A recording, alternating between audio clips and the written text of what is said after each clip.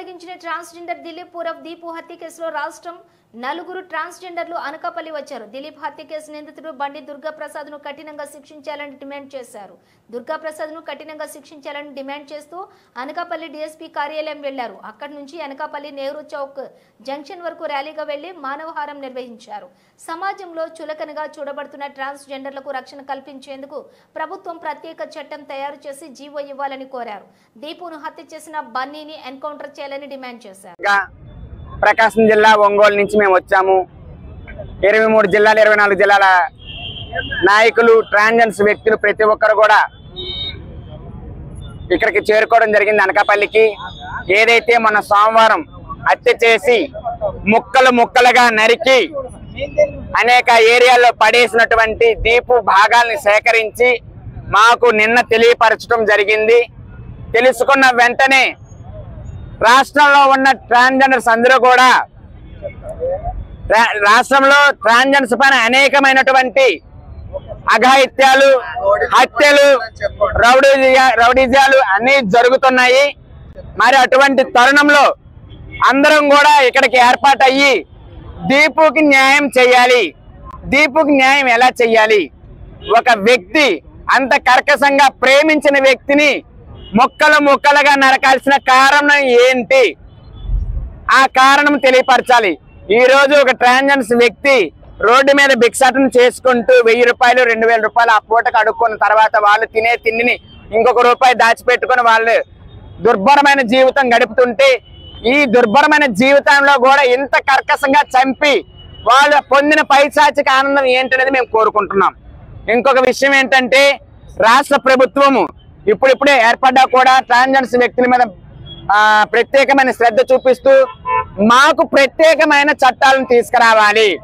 ప్రతి ఒక్క జిల్లాల మండలాల వారీగా పోలీసు వ్యవస్థకి మా గురించి క్లియర్ కట్ గా తెలిసే విధంగా మా మీద గౌరవంగా మేము ఏ కంప్లైంట్ పెట్టినా ఆ కంప్లైంట్ తీసుకునే విధంగా వారు మాకు సహకరించాలని వారికి ఒక చట్టం తీసుకురావాలని కోరుకుంటూ ఉన్నాం. అంతేకాకుండా దీపుకి ఇంతవరకు ఎటువంటి న్యాయం జరగలేదు. ఆ వ్యక్తిని ఎవరైతే చంపాడో ఆ వ్యక్తిని అరెస్ట్ చేశారు. వారిని తీసుకుపోయి మళ్ళీ 3 నెలలు జైల్లో ఉంచుతారు. తర్వాత 3 నెలల తర్వాత మళ్ళీ బెయిల్ వస్తుంది. బెయిల్ వచ్చిన తర్వాత మళ్ళీ వాడు హ్యాపీగా బయటకు తిరుగుతాడు. ఇది ఇలానే జరిగిపోతుంది. వాడు ఆల్రెడీ ఒక ట్రాన్స్జెండర్ వ్యక్తిని ఉంచుకున్నాడు కాబట్టి మళ్ళీ ఇంకో ట్రాన్స్జెండర్ వ్యక్తిగా వెళ్ళే అవకాశం ఉంటుంది. కాబట్టి వాడిని బయటికి రానియకుండా వాడికి ఉరి శిక్షని ఏర్పాటు చేయవలసిందిగా మేము కోరుకుంటున్నాం. ఒక వ్యక్తి కేరళలో ఒక మహిళ ఒక అబ్బాయికి కూల్ డ్రింక్ లో విషం కలిపి ఇచ్చిందన్న కారణంగా ఆ అమ్మాయికి ఉరి శిక్ష ఎలా వేశారు? ఈ అబ్బాయి ఎంత కర్కశంగా ముక్కలు నరికిన వీడిని పబ్లిక్ గా ఉరి తీసినా కూడా తప్పులేదండి. ఎందుకంటే సమాజం ఎటుపోతుంది, యువత పెడదారి పాడిన పడుతుంది. సమాజంలో మేము కూడా ఒక భాగమే. మేము మా తల్లిదండ్రులు వదులుకొని మీరే మా తల్లిదండ్రులుగా మిమ్మల్ని మేము యాచించడానికి మేము వస్తున్నాం.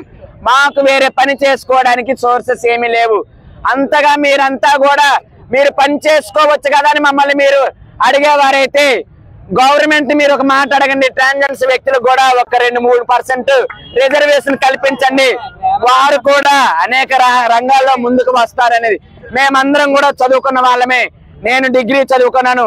నేను 2 సార్లు ఎస్ఐగా నేను ప్రాక్టీస్ చేస్తున్నాను. అందరం కూడా చదువుకున్న వాళ్ళమే. అందరూ కూడా అక్షరాస్యులే. మాకెవరికి ఉద్యోగ అవకాశాలు లేవు. మాకెవరికి రిజర్వేషన్ లేదు.